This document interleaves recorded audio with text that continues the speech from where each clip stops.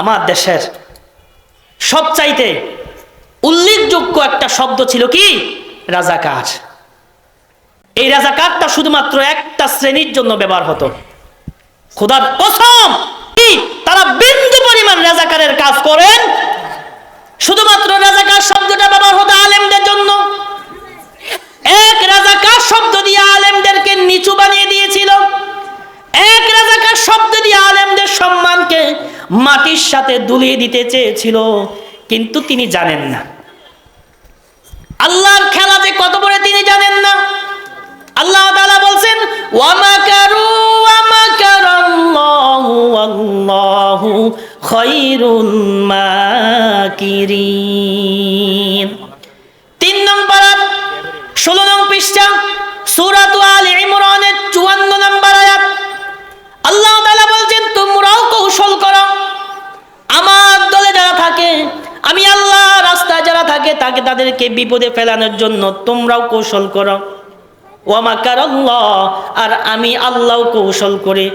আর তোমরা জেনে রাখো তোমাদের কৌশল যেখানে গিয়ে শেষ, আমি আল্লাহর কৌশল সেখান থেকে শুরু হয়ে যায়। মাননীয় প্রধানমন্ত্রী শুধুমাত্র একটা শব্দ, এই একটা শব্দ দিয়ে তিনি দুনিয়ার রাজত্ব টিকিয়ে রাখতে চেয়েছিলেন। একটা শব্দ দিয়ে উলামায়ে কেরামকে নিচু রাখতে চেয়েছিলেন। একটা শব্দ দিয়ে উলামাদের ইজ্জত সম্মান তিনি নষ্ট করে দিয়েছেন। কিন্তু আল্লাহর খেলা হচ্ছে বড় খেলা, যে একটা শব্দ দিয়ে দেশের শীর্ষস্থানীয় আলেমদেরকে তিনি ধ্বংস করতে চেয়েছিলেন। ওই আল্লাহ ওই একটা শব্দ দিয়ে তিনাকে দুনিয়া থেকে পাঠিয়ে দিলেন। ওই একটা শব্দ দিয়ে তিনাকে এই দেশ থেকে পালাতে বাধ্য করেছেন। প্রধানমন্ত্রী যেদিন বলেছেন আমি মুক্তিযোদ্ধাদের ছেলে সন্তানদেরকে চাকরি দিব না, রাজাকারের নাতি পুতিদেরকে কি চাকরি দিব? প্রধানমন্ত্রী যে রাত্রে এই বিবৃতি দিয়েছিলেন, ও মুসলমানেরা যারা ইউটিউব বা ফেসবুক চালান তারা দেখেছেন, প্রধানমন্ত্রী যে দিনে বিবৃতি দিয়েছেন বাংলাদেশের ইতিহাসে সবচাইতে বড় মিছিল ওই রাত্রে হয়েছিল। প্রতিটা মানুষের অন্তরে আঘাত করেছিল। ইতিপূর্বে আপনি রাজাকার শব্দ দিয়ে একটা গোষ্ঠীকে আপনি অসম্মান করতেন, একটা গোষ্ঠীকে আপনি নিচু রাখতেন। আজকে রাজাকার শব্দ দিয়ে পুরো বাংলাদেশের সমস্ত মানুষের অন্তরে আঘাত করেছেন। সুতরাং এই রাজাকার কথাই দিয়ে থেকে আমরা দেখে ছাড়বো। এক রাজাকারের ইস্যুতে আল্লাহ এই প্রধানমন্ত্রীকে দেশ থেকে তাড়িয়ে দিলেন। আল্লাহ তাআলার কথা কখনো মিথ্যা হয় না।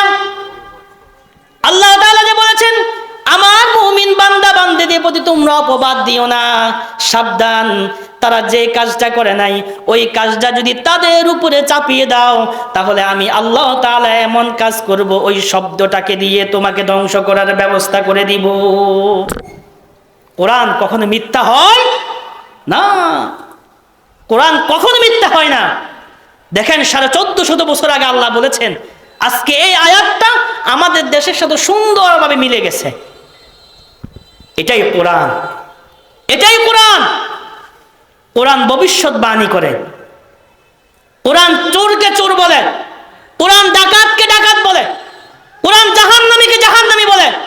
আমরা অসৎ চরিত্রবান ব্যক্তিকে সৎ চরিত্রবান বানিয়ে দেই। আমরা বলি না উমুক ভাইয়ের চরিত্র ফুলের মতো পবিত্র, আসলে কিন্তু নামাজ পড়ে না তিনি এক ওয়াক্ত। আপনি কাকে চরিত্রবান বলছেন? আল্লাহ তাআলা বলছেন কোন ফাসিকের যখন প্রশংসা করা হয়, ইজা মুদিহাল ফাসিকু ইয়াতানাজ্জাহুল আরশ। ও মুসলমান, এই মুখ আল্লাহ তাআলা প্রশংসার জন্য আল্লাহ সৃষ্টি করেছেন। এই মুখ কোন ফাসিকের প্রশংসা করে না, এই মুখ কোন সৃষ্টির প্রশংসা করে না। এই মুখ প্রশংসা করবে কার? আল্লাহ।